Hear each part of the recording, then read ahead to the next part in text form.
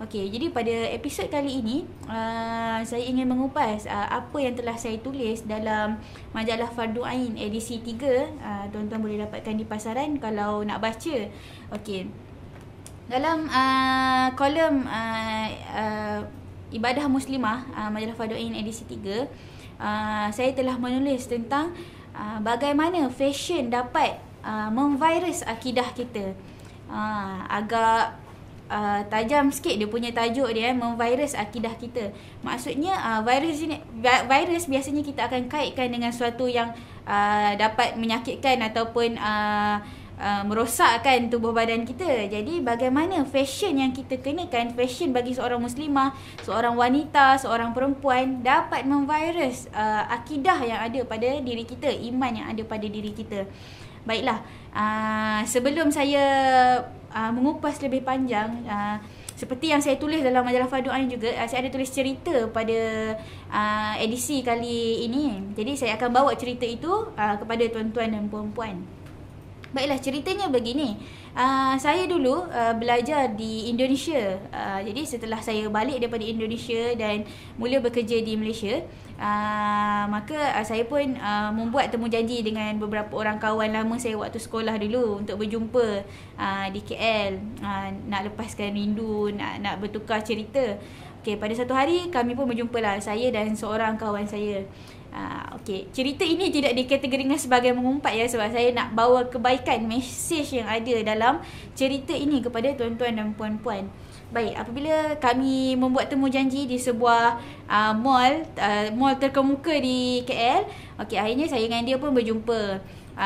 Jadi saya agak terkejut lah sebab beliau agak sedikit up to date lah daripada saya dengan pakaiannya seperti remaja-remaja sekarang. Jadi itu tidak masalah lah. Jadi saya pun berjumpa, berpeluk apa semua. Kemudian tiba-tiba azan asar.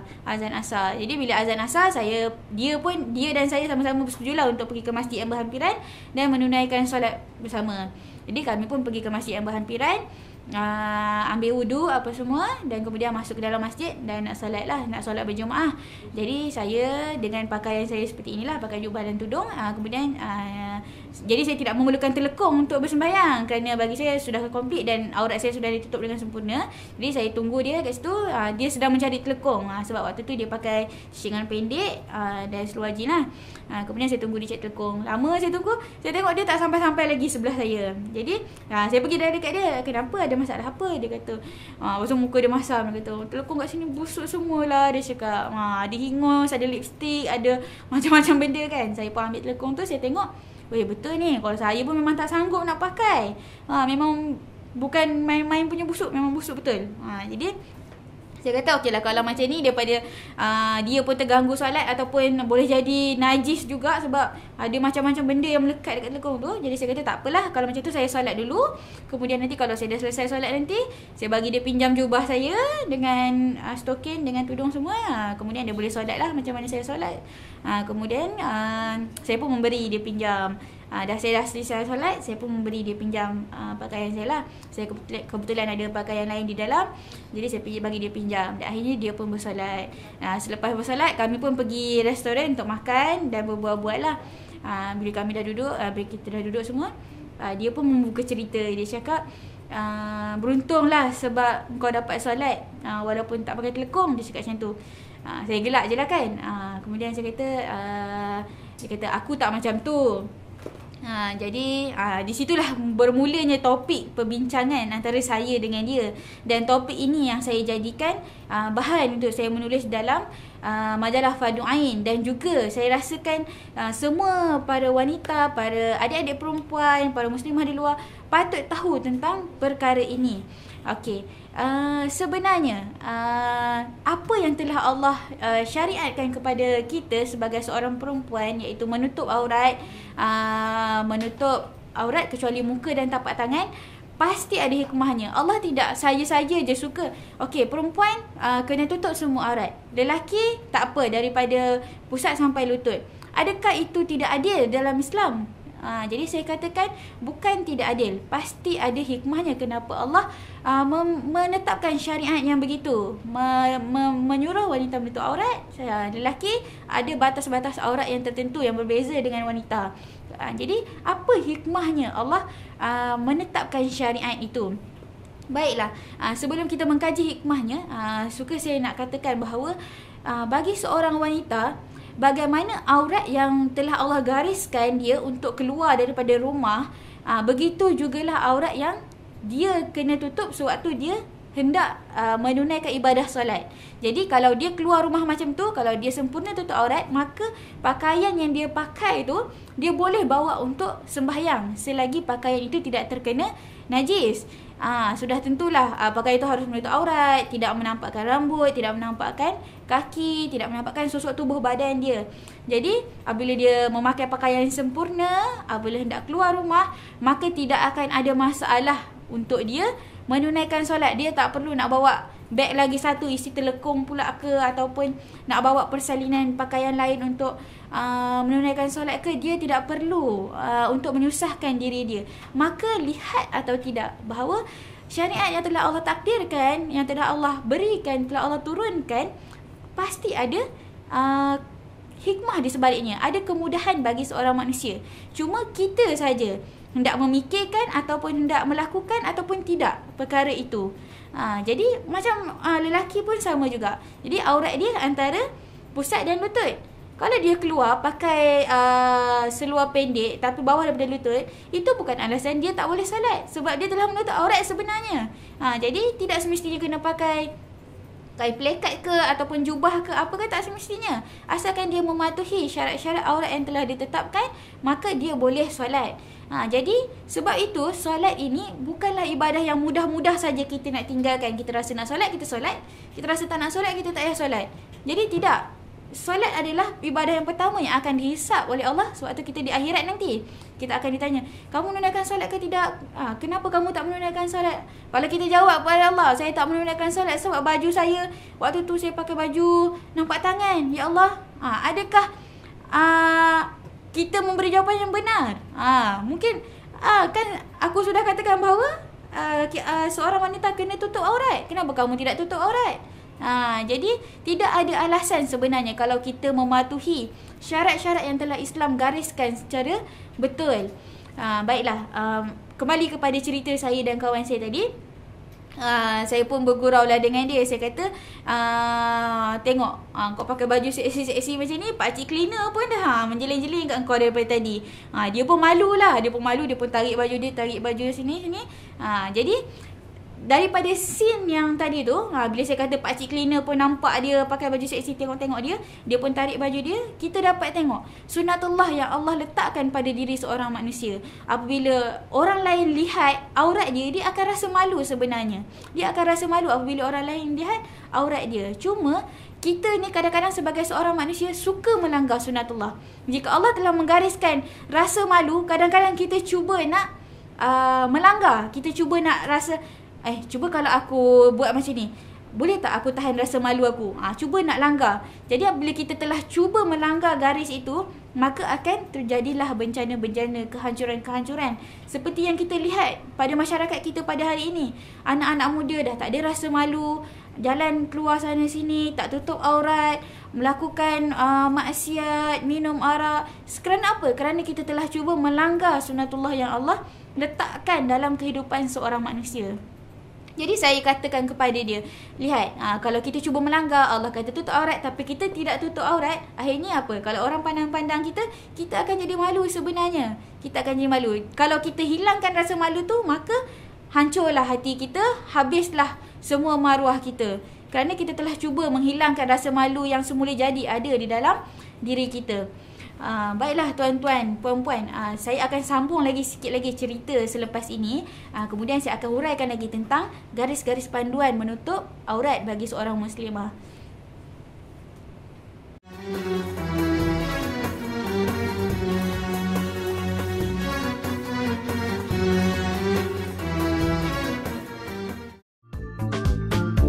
Brands should stand out from the crowd with individuality and clarity.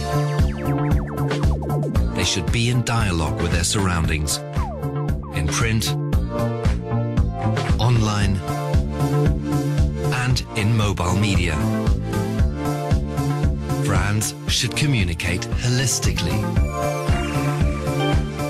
in order to leave an authentic impression on their target group and to inspire the world around them.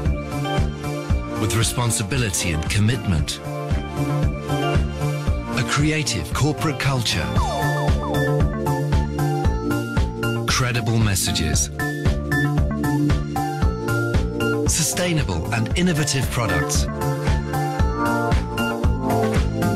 trustworthy services,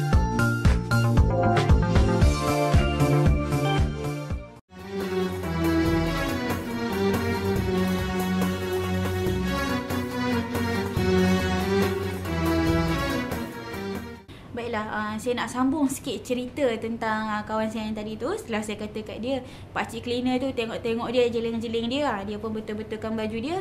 Kemudian dia tanya kat saya macam ni, dia kata okey lah, baju saya memang baju dia singkat apa semua. Dia mengakui bahawa dia telah tidak menutup aurat dengan betul. Lepas tu dia tanya saya, okey, seluar yang aku pakai ni macam mana? Waktu tu dia pakai seluar jeans, orang panggil apa, skinny jeans, yang melekat dekat kaki tu kan, ikut bentuk kaki. Kemudian saya tepuk belakang dia, saya kata kat dia, saya minta maaf, memang seluar yang dia pakai pun sebenarnya tidak mematuhi garis panduan aurat yang telah ditetapkan dalam Islam. Maka dia pun berlinang-linang, air mata dia sangat sedih. Dia kata yelah, sebenarnya betul, dia pun pernah belajar tentang aurat, tetapi dia malu dengan kawan-kawan yang lain. Sebab kalau pakai yang agak islami sikit, orang akan kata dia ustazah lah, orang akan panggil dia macam-macam lah kan, macam-macam gelaran. Kemudian saya pun akhirnya, dia dah menangis apa semua, saya pun memujuk dia. Saya kata itu hanyalah gelaran yang manusia berikan kepada manusia lain. Kalau kita nak ikutkan kata-kata manusia lain yang beri kepada kita, memang kita tak akan sanggup duduk dalam dunia ni. Macam-macam orang akan gelar kita. Kalau kita buat baik, contohnya kita menutup aurat, orang akan panggil kita macam-macam. Orang panggil kita mak buyung lah, hantu macam-macam hantu lah, macam-macam gelaran yang orang akan berikan kepada kita. Apalagi kalau kita buat jahat pun, orang akan kata kita juga. Orang akan kata kita mak rempit ke apa ke, setan ke apa. Jadi kita buat baik pun orang mengata, kita buat jahat pun orang mengata. Jadi mana yang kita nak pilih? Lebih baik kita memilih berbuat baik, dikata oleh orang tetapi disayang oleh Allah, daripada kita berbuat jahat, dikata oleh orang dan dibenci oleh Allah pula. Jadi saya pujuk dia, saya kata tak apalah, semua manusia melakukan kesilapan. Tidak ada orang yang pernah tidak melakukan kesilapan. Semua orang melakukan kesilapan. Jadi tugas kita sebagai seorang manusia, sebagai seorang muslimah, sebagai seorang perempuan adalah memperbaiki. Bila kita dah tahu, maka kita perbaiki keadaan tu. Dosa yang telah berlalu, insya-Allah kalau kita minta ampun kepada Allah, Allah akan ampunkan. Kecuali kalau kita sama sekali tak nak meminta ampun, kita bongkak, kita riak dengan Allah, telah melakukan dosa tapi tidak mahu bertaubat, tidak mahu berdoa, tidak mahu meminta ampun. Kalau kita meminta ampun, kita berdoa, kita bertaubat, insya-Allah Allah akan ampunkan kita. Allah akan memberi hidayah kepada kita. Jadi saya pun kebetulan waktu tu ada letak selendang dalam beg, ada spare selendang. Saya ambil selendang tu, saya balutkan dekat bahu dia agar aurat dia setidaknya ditutup, tertutup. Kemudian saya tenangkan dia dan kami pun makan. Jadi cerita saya tadi habis sampai situlah. Maksudnya saya nak katakan bahawa yang pertama sekali, kalau kita menutup aurat, kelebihan dia adalah kita dapat menjaga ibadah-ibadah lain. Contohnya yang besar sekali adalah ibadah solat lah. Kalau kita berada di mana pun, contohnya, okeylah kalau kita berada di Malaysia, mungkin mudah kita nak cari surau ataupun masjid. Mungkin kadang-kadang masalah dia, seperti yang kita orang alami tadi, telekong busuk, ataupun mungkin surau tu keadaannya tidak sempurna, jadi kita tak selesa untuk solat. Tetapi kalau kita mampu menutup aurat kita dengan sempurna, kita dapat selesaikan masalah itu tadi, masalah telekong tak selesa ke, ataupun telekong busuk ke, kita dapat selesaikan dengan cara kita tidak perlu memakai telekong pun untuk salat. Kita cukup memakai pakaian yang telah menutup aurat kita dengan sempurna. Okey, yang keduanya, apabila kita menutup aurat kita dengan sempurna, kita telah menjaga perasaan malu yang Allah berikan, yang telah Allah letakkan secara semula jadi dalam diri kita. Jadi kita tak perlulah kalau kita lalu jalan dengan pakaian yang nampak sini nampak sana, orang pandang kita, orang nampak keaiban kita, kita terdetik dalam hati kita, malulah pula. Bila kita malu, takkan kita nak cepat-cepat balik rumah tukar baju kan. Jadi kita terpaksa menahan malu tu. Bila kita menahan malu tu, kalau 1 hari, 2 hari, 3 hari, kalau kita biasakan perbuatan itu, nanti makin lama perasaan malu tu akan hilang dalam diri kita. Jadi dengan menutup aurat, kita dapat menjaga perasaan malu yang telah Allah letakkan secara semula jadi di dalam hati kita. Setidaknya kita dapat melindungi apa keaiban-keaiban yang ada dalam diri kita. Contohnya kalau orang yang terlalu kurus, nampak tulang-tulang ni, setidaknya orang tak nampak lah tulang-tulang dia yang tersembur sana, tersembur sini. Kalau orang yang gemuk, lemak berlipat-lipat, setidaknya orang tak nampak tayar-tayar spare dekat badan kita. Ataupun contohnya ada kudis ke, ada bekas apa ke. Inilah fungsi garis aurat yang telah Allah letakkan. Jadi tidak ada aturan-aturan Allah yang merugikan diri kita. Semua aturan-aturan yang Allah telah tetapkan, semuanya menguntungkan diri kita dan memberi kebaikan pada diri kita. Jadi kemudian cerita saya tadi, apabila saya telah memujuk dia, kemudian saya kata kat dia, teruslah wahai sahabat, kawan saya, tak apa, walaupun telah melakukan kesalahan, lepas ni kita boleh berubah. Mulakan perlahan-lahan. Mungkin dia boleh ubah dengan cara pemakaian seluar dia. Daripada pakai skinny jeans yang ketat tu, mungkin boleh ubah dengan pakai skirt panjang yang lebih longgar. Daripada pakai t-shirt yang nampak lengan, mungkin boleh pakai t-shirt yang panjang, lengan panjang yang sedikit longgar. Up to date juga. Kita boleh pakai macam-macam, tak ada masalah, asalkan benda tu longgar. Okey, nanti selanjutnya nanti saya akan kupas apa syarat-syarat pakaian yang boleh kita kenakan untuk menepati garis-garis aurat. Baiklah tuan-tuan dan puan-puan yang dirahmati Allah, saya harap cerita saya tadi dapat memberi pengajaran, dapat membuka minda tuan-tuan dan puan-puan sekalian, bagaimana sebenarnya pakaian ini melindungi kita, memberi pahala kepada kita, bukan menyusahkan kita, bukan mengaibkan kita. Sebenarnya macam tu. Sebenarnya apabila remaja-remaja sekarang yang terlalu ingin mengikut perkataan up to date, nak ikut style inilah, style ini, sebenarnya mereka terpengaruh dengan budaya-budaya luar yang datang masuk.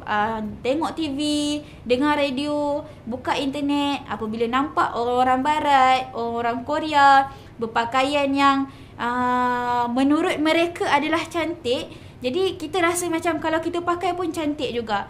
Okey, sebenarnya beza antara mereka dengan kita adalah mereka tidak beriman dan kita beriman.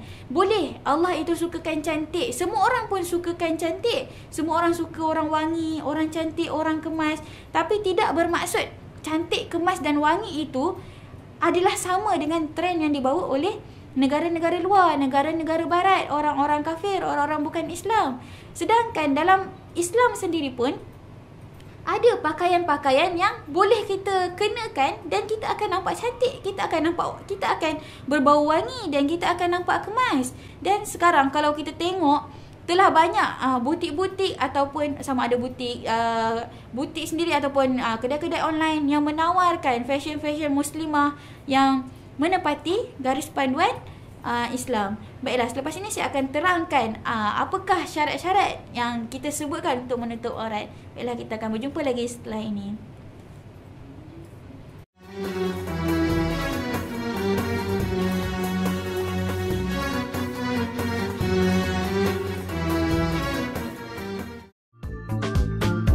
Brands should stand out from the crowd with individuality and clarity.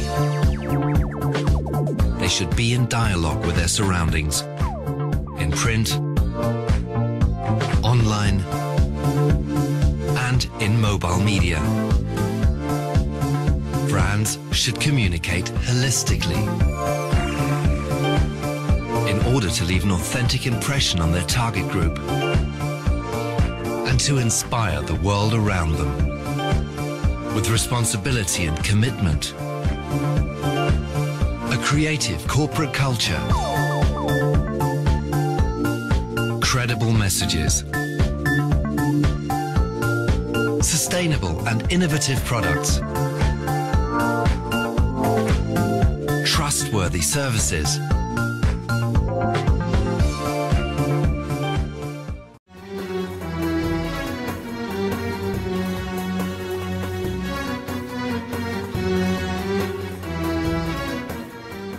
Apa yang telah kita kupaskan tadi, masalah fashion dapat memvirus akidah. Okey.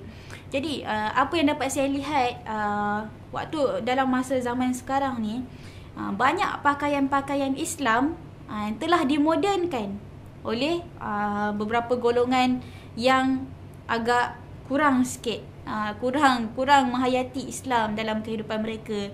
Apakah contoh pakaian Islam telah dimodernkan? Contohnya tudung. Tudung sebenarnya harus menutup dada, tidak menampakkan rambut, tetapi telah dimodernkan sedikit. Bagaimana? Tudung dicipta pendek, nampak dada. Tudung dicipta separuh, nampak rambut. Jadi apabila dah nampak dada dengan nampak rambut, tak boleh dah kita nak panggil pakaian Islam itu sebagai tudung. Cukuplah kita panggil dia kain penutup kepala. Ataupun jubah. Contohnya, jubah digunakan untuk menutup tubuh badan seorang wanita, seorang muslimah. Tetapi pakaian Islam yang bernama jubah ini telah dimodernkan sedikit, diketatkan sedikit, dijarangkan sedikit. Kemudian akhirnya apabila seorang wanita memakai jubah itu, maka sudah tidak lagi menutup aurat. Mungkin menutup apa yang ada di badannya, pakai jubah daripada atas sampai bawah, tak nampak tubuh badan. Daripada atas sampai sini tak nampak lengan. Tetapi apabila pakaian itu telah diketatkan, telah dijarangkan, maka bila duduk tengah cahaya, tembus pandang, nampak batang kaki, nampak batang lengan. Bila dah ketat, nampak lekuk-lekuk yang ada dalam tubuh wanita. Jadi itu tidak boleh lagi dipanggil pakaian Islam. Yang sepatutnya kita lakukan pada zaman sekarang adalah pakaian moden kita Islamkan. Contohnya apa? Skirt.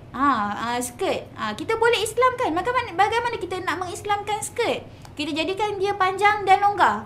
Dan tambahlah apa-apa render ke, warna ke yang menarik seperti pakaian moden, tetapi menepati garis-garis panduan bagaimana pakaian Islam. Contohnya t-shirt, pakaian moden tetapi boleh diislamkan. Bagaimana cara mengislamkan sehelai t-shirt? Jadikan dia longgar. Banyak saiz. Untuk wanita yang kurus, saiz ini. Untuk wanita yang besar, saiz ini. Jadi semua orang boleh pakai t-shirt. Dalam keadaan t-shirt itu menepati garis-garis panduan bagaimana menutup aurat bagi seorang wanita. Jadi bukan alasan sebenarnya. Jadi terbalik konsep yang telah ada sekarang. Pakai Islam dimodernkan. Sepatutnya pakaian moden kita Islamkan supaya Islam lebih mendunia. Semua orang boleh lihat kebaikan Islam. Semua orang tahu. Apabila pakaian telah diislamkan, maka tertutuplah semua aurat, tertutuplah semua aib, maka terlaksanalah syariat Islam. Baiklah, saya tuan-tuan dan puan-puan yang dirahmati Allah, ingin saya huraikan satu persatu. Apakah yang dikatakan dengan menutup aurat? Apakah syarat-syarat menutup aurat yang sebenar? Di sini saya lebih fokuskan kepada golongan-golongan muslimah perempuan. Mungkin nanti di episod akan datang atau di episod lain kita mungkin boleh bincangkan tentang bagaimana aurat bagi seorang lelaki. Okey, bagi seorang muslimah yang dinamakan menutup aurat adalah yang pertama apabila pakaian itu tidak jarang. Pakaian yang jarang ni biasanya kain yang orang panggil kain chiffon. Apabila kain chiffon dia lembut dan nipis. Apabila kita pakai, contoh kita jadikan kain chiffon sebagai tudung, maka akan terlihat rambut kita. Kita tutup semua, okey, pakai sampai ke bawah, tapi ternampak rambut dekat belakang sebab kain tu nipis. Mungkin boleh, kita boleh modernkan kain tu. Kita boleh Islamkan kain chiffon yang moden tu. Contohnya kita lapis dua ataupun pakai sesuatu di dalam, kemudian baru sarung kain chiffon itu sebagai tudung. Itu yang sepatutnya kita lakukan. Apabila kita buat macam tu, kita boleh bergaya dengan kain chiffon yang sedap dipakai tetapi menutup rambut kita, menutup dada kita. Kemudian selain daripada tidak jarang, pakaian menutup aurat juga haruslah tidak ketat. Pakaian yang dipakai tidak ketat. tidak ketat ini, inilah yang sebenarnya perlu diterapkan dalam konsep menutup aurat. Kita hendak menutup aurat, bukan membalut aurat. Yang dikatakan aurat adalah bahagian-bahagian badan yang harus kita lindungi menurut garis panduan Islam. Contohnya sebagai seorang wanita, dari seluruh badan kecuali tapak tangan dan muka. Okey, kita nak balut semua seluruh badan kita kecuali tapak tangan dengan muka. Bukan kita nak menutup semua aurat kita kecuali tapak tangan dan muka. Kita bukan hendak membalut. Kalau kita membalut aurat kita, maka terbatallah konsep menutup aurat tadi. Kerana apabila kita membalut, sama sahaja seperti kita tidak memakai apa-apa, malah lebih teruk lagi. Mungkin tak ada orang yang sanggup untuk tidak berpakaian di halayak ramai. Tetapi dengan membalut aurat, itu sama sahaja seperti kita tidak berpakaian di depan halayak ramai. Malah malu kalau orang yang seperti yang saya katakan sebelum tadi, kalau orang yang terlalu kurus, tersembur-sembur tulangnya. Kalau orang yang terlalu gemuk, tersembur-sembur lemak-lemak, spare tire dekat badan dia. Jadi Islam dah terlalu sempurna untuk diamalkan oleh seorang muslimah. Yang pertama tadi tidak jarang, yang kedua tidak ketat, yang ketiga tidak menyerupai lelaki, jantina yang berlainan dengan kita. Kalau lelaki pula tidak menyerupai perempuan. Perempuan dan perempuan yang dirahmati Allah, ingin saya tegaskan sekali lagi bahawa apa yang kita bincangkan pada hari ini mengenai fashion, mengenai pakaian, ini bermula daripada rumah. Yang mana rumah yang dikontrol oleh seorang ibu ataupun seorang ibulah biasanya. Memang bapa adalah ketua keluarga dalam sebuah rumah, tetapi bapa lebih memainkan peranan di luar, sedangkan ibu lebih memainkan peranan di dalam rumah.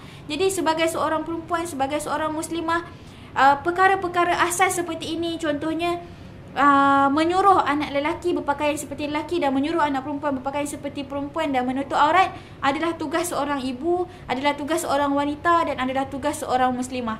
Jadi perkara ini tidak boleh dipandang ringan, tidak boleh dipandang ringan. Jadi muslimah, ibu dan wanita harus memberi tunjuk ajar dan garis panduan yang sempurna bagaimana kita hendak menjadikan masyarakat kita masyarakat yang baik. Jadi saya harap apa yang saya kupas pada hari ini memberi manfaat pada diri saya dan diri tuan-tuan dan perempuan di rumah dan dapat diterapkan dalam kehidupan kita. InsyaAllah kita akan bertemu lagi di edisi yang akan datang. Wabillahi taufiq wa hidayah. Wassalamualaikum warahmatullahi wabarakatuh.